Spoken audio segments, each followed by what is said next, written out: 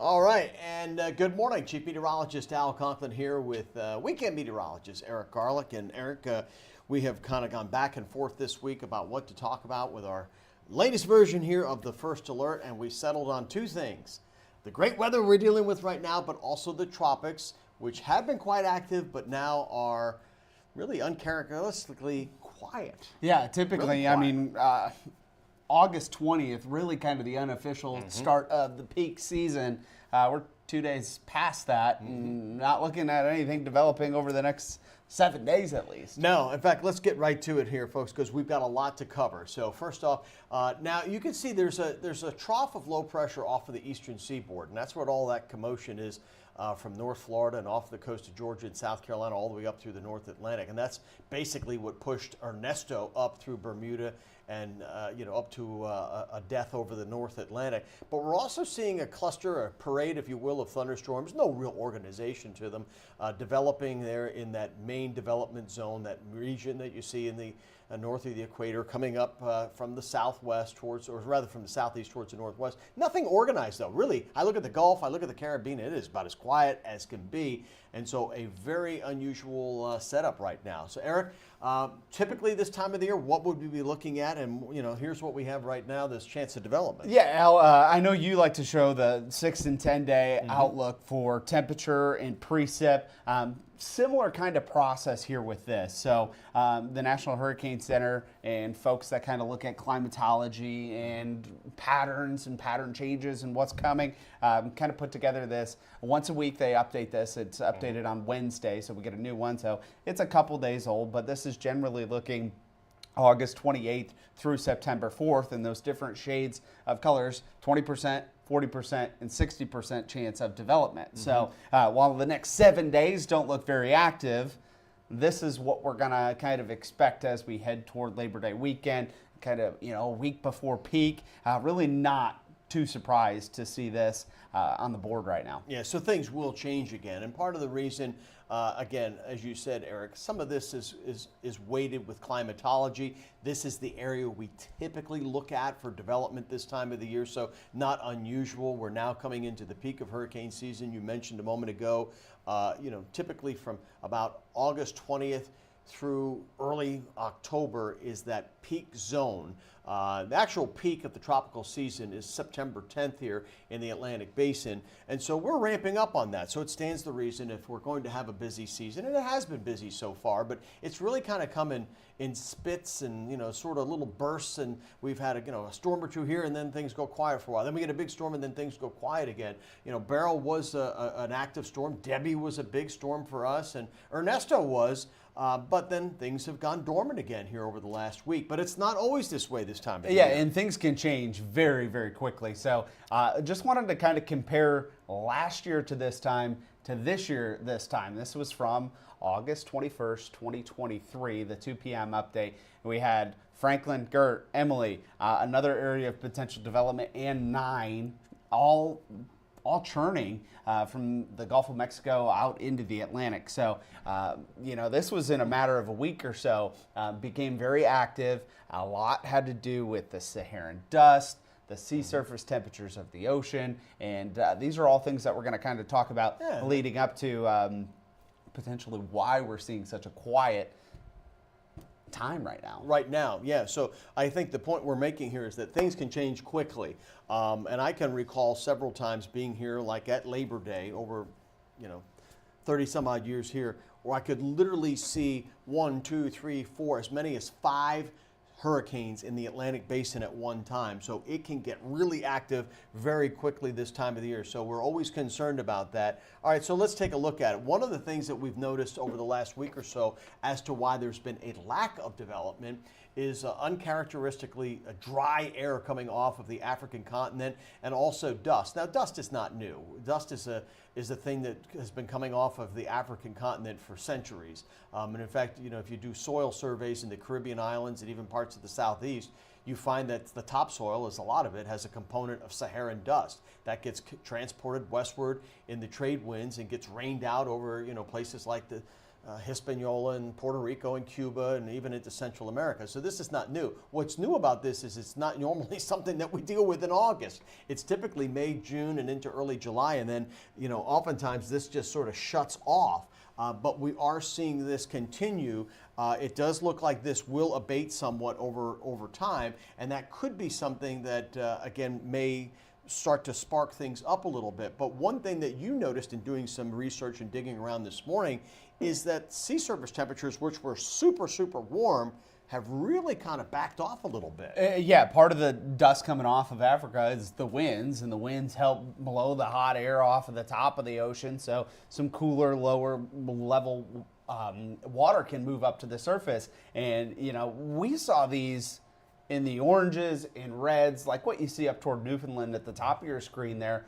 That was really just encompassing all of the ITC zone there, and we aren't seeing that. And it's cooled off pretty rapidly, kind of at a potentially record-setting pace, going from above average to below average. And as we talk about all the time, one of the big factors in these storms developing, how fast they develop, and how much they develop, has to do with the sea surface temperatures. And they're cruising maybe 1 or 2 degrees above average still, but not the 3, 4, 5 degrees above average like what we had earlier in the season, which helped fuel Debby, which helped fuel all of those other storms. Ernesto, yeah. Now let's not fool ourselves though. The water is still warm. Still warm enough And as quickly as it has cooled off, it could also reverse trend here. And while we're getting a taste of fall here in the south right now, which most folks by and large are enjoying, air cools very quickly, heats very quickly.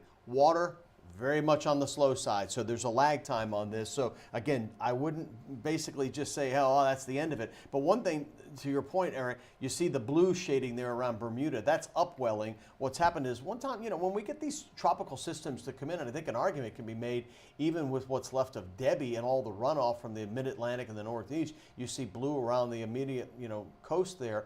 But when these storms go through, they churn up the ocean, and they warm air will warm water will dissipate. Colder air from, I keep saying air, colder water from below will get churned up and brought up. And so you see this. And so a lot of times when you get these tropical systems, they don't want to follow the same path as the one that just came through, because the water is frankly just not all that warm right there. So sea surface temperatures, Eric, here's something you found this morning. Very, very interesting. Yeah, we've been talking about the record sea surface temperatures all spring and leading up into summer and most of the summer. But as I mentioned, it's cooled off pretty significantly over the last couple of weeks. Those blues and greens that you see near Bermuda, that's of course from Ernesto. But as you head back toward Africa, you can see those blues and greens there. That's indicating those sea surface temperatures are running 2 to 3 degrees colder than where they were last year at this time. And we looked back at the National Hurricane Center outlook. We had all of those different storms that we were covering. Water temperatures were high last year, and 3 degrees makes a huge difference when you're talking about the potential energy and environment that these hurricanes can tap into. Now, we do still have pockets of warm water, that's for sure. The western Gulf of Mexico, most of the Caribbean is still very warm. So again, and these things have a way. The ocean never sits still. You know that. You've been to the beach. The tides are coming in, coming out. Well, within that, there are also these currents that are constantly oscillating in and around the globe. And again, it's a global thing. So, this warmer water that we're seeing in the North Atlantic could very easily get shoved down, the west side of Europe and into Africa. So we'll see. But right now, we're not seeing many storms come off of Africa with the robust nature that you would normally expect this time of the year, that quickly march across and boom, next thing you know, you've got a major hurricane on your hands. So we'll see what happens down the road here, but this is very interesting and sparked some conversation with Eric and I during the commercial breaks here this morning on the WBTV News. And again, it's just because it is interesting to see how things have quickly changed, and maybe this plays into some of why we're just not seeing as much activity in the tropics right now. And to be clear, I'm not going against what the hurricane experts say. Right. We're kind of a forecaster in the local realm of things, but with the cooler or not as hot sea surface temperatures, it can change like that, and we can see September become very active. We had 5, 6 storms last year in August. That'll make those numbers climb pretty quickly. Typically, we don't see the E storm on the list until really the end of August. Right. 29th, 30th, I think, is the average time we see the E storm. And we've already had that, right. And so, again, that's why I say, the season runs through about Thanksgiving. A lot of things can happen here. And I wrote a little bit of a blog that's on WBTV.com right now about, just where we are in the season and how things can change. There was the 2020 season. In the first 18 days of September, we had 5 named storms. So it can change in a hurry. So again, something we're going to kind of keep an eye on. As I said, this season has kind of come in bursts and little spurts, and then it dies down for a while. We could easily see a very active pattern redevelop, but right now it's very quiet. And if you're heading to the beaches, like some of the good folks are saying here that are watching us this morning, you're good to go this weekend down at the beach, and no risk of rip currents, unlike last weekend. So, hey, we'll say good morning here to Fonda from Dallas, and Ann from Indian Land, and Philip up in Catawba County. Wes is back on again over in East Charlotte, and Sharon from out in Nebraska. Well, she don't have to worry anything about hurricanes out that way. But here's what we've got going on for today. Let's take a look at that forecast, Eric. And you know what? Another beautiful day. Here's the thing. We started this morning at 59 degrees in Charlotte. Not a record. The record from 1886, I mean, heck, that is a long-standing record of 57 holds, but we were 59 this morning. That is the first time we have been in the 50s in Charlotte since August 2018. Doesn't happen that often. We've got just another beautiful day on the way today, near 70 in the mountains, low 80s, pretty much everywhere east of the mountains with low humidity and very little rain chance. So if you're heading out this evening, you are good to go, no problems at all. We'll start near 80 and wind up in the low 70s here this evening. You want to fire up the grill or maybe take the dog for a walk or just hang out on the back deck with the family. You're all set. Now, tomorrow night, football Friday night. School's back. CMS officially starts on Monday, but already the football games are starting up, Eric, and the weather looks great. It's feeling like football season this really week. Does, so right? Enjoy that Friday night game because upper 70s to start, kickoff. You don't see that too often for the first game of the year. So yeah, and game of the week is Kings Mountain out at Shelby. So that's a Cleveland County scuffle out there. But Northwestern at Huff, Providence at Ardrey-Kell. We're going to be covering those games. Chambers and Clover. Also, Kramer at East Lincoln, West Lincoln at North Lincoln. That ought to be a good affair up there. And Fort Mill at Ballantyne Ridge, and South Meck at Catholic. So some big games that Cam Gaskins and the crew are going to be covering here, Nate and Jorge. So again, football Friday night, weather looks great. Well, what about the weekend, Eric?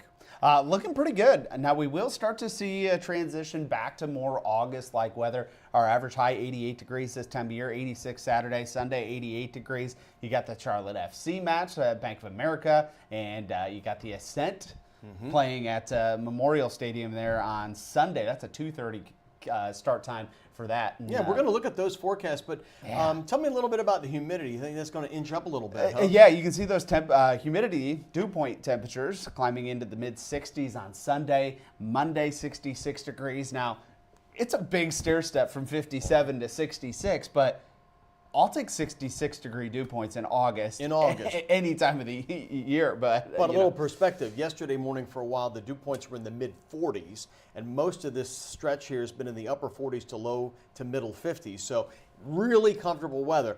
66, and with an afternoon temperature, say, on Monday near 90, it's going to feel a little hotter. So just understand that the humidity level gradually is going to be inching up over the weekend, as the temperatures will be as well. Now, Eric, you mentioned again what we've got going on this weekend. So there's that Charlotte FC match. If you're going to tailgate, just understand it'll be in the upper 80s, mid to upper 80s Saturday afternoon, but game time looks great, huh? Yeah, 75 at 10 o'clock, 71 as you head toward midnight, maybe extend in the evening into the early morning hours on Sunday. Going to be just fine. The humidity level's not going to be off the chart by any means. And, of course, you got the Ascent FC, the Carolina Ascent, game number 2 of the inaugural season against Lexington FC. That's going to be Sunday at 2:30. Weather looking just fine for that. A little bit warmer than Saturday, a little bit more humidity, but all in all, we'll take it for August. Probably going to want that sunscreen out there in the stadium for sure. All right, now high temperatures, they're going to continue that ascent. We'll go from 82 today. We were 80 yesterday, so it's just Again, not overnight. This is a stair step up, right? Stairway to heaven here. We're looking at 90s, though, starting Monday, and that's going to hold. So now we're going above average. And by the way, next week, the average high temperature in Charlotte actually drops to 87 degrees. So we're going to be going pretty well above normal, maybe a good 4, 5, 6 degrees here. So just understand that. That's going to be a bit of an issue going forward as the heat comes up. So I feel pretty sure that we're going to be adding to our August tally here. Summer so far, we've had 39 days with 90 plus heat, a couple of them up near 100, but that was all back in early July. Since then, it's been much more manageable, more like 90, 91, 92. And that's probably what we're mostly looking at for early next week. We'll see what happens in September, but we do know, at least as we close out this month, we're going to have above normal temperatures, Eric. Yeah, and again, we kind of talked about this yesterday, just because you're seeing those more vibrant reds in the above average category. Not going to be meaning we're well above average, just the best chance of seeing those temperatures above average, which sometimes correlates to, those higher degrees above average and then below average out in the Pacific Northwest. And I even saw a few models showing some snow in the Rockies as we head into the weekend. And that absolutely happens. I spent a couple of weeks in Montana a couple of years ago, and where I stayed at, they said come September, once they get past Labor Day, it starts to snow. So it's very interesting. Our rain chances will also start to come up. And this isn't a terribly bad thing. We'll have likely gone about 10 straight days without rain by the time even a small chance enters the forecast picture. But we are starting to see some model data now. Now, granted, this is just one of the models, but most are starting to suggest now that we get into some rain possibly Wednesday into Thursday of next week. Again, keep in mind these models, they're long range. This isn't precision. This is a broad brush by any means. So you sort of get the idea. It doesn't mean it's going to be raining everywhere, but the idea is that this pattern is going to break, and eventually we're going to get into some better rain chances. So let's sum it up here. Again, you can see just mostly sunny skies across the board for the next couple of days. We've tried to highlight some of the bigger events going on. Of course, we've got football Friday night, FC on Saturday, the Ascent on Sunday, and then CMS starts on Monday. And again, it looks like kids better plan on some hot weather with temperatures getting up close to, if maybe even a little bit above 90 degrees. Yeah, going to be a little on the chilly side, or a little bit on the chilly side these mornings. But as we head back to school, going to start to see those temperatures warming back up. Yeah. Shorts and t-shirts for that first day of school. That first day, anyway. Yep. So, all right, folks. Well, we'll give you one more last look at our 7-day first alert forecast. And again, want to thank you for taking the time to check a look at our latest version here of the first alert. We try to give you a little breakdown of stuff that we can't always cover on the news because we only got a limited amount of time, but we've got more time here, and we're happy to provide a little more information and some insight into what we see behind the scenes. Again, that's just an update on the tropical season, and of course, our 7-day first alert forecast getting you through the weekend and into next week. All right, Eric, we'll head on back to WBTV right now. We've got a cut in to do in a couple minutes, and of course, Lisa and Alicia and Rachel will cover you up here this afternoon with the latest on the forecast. Y'all have a great day. Have a good one.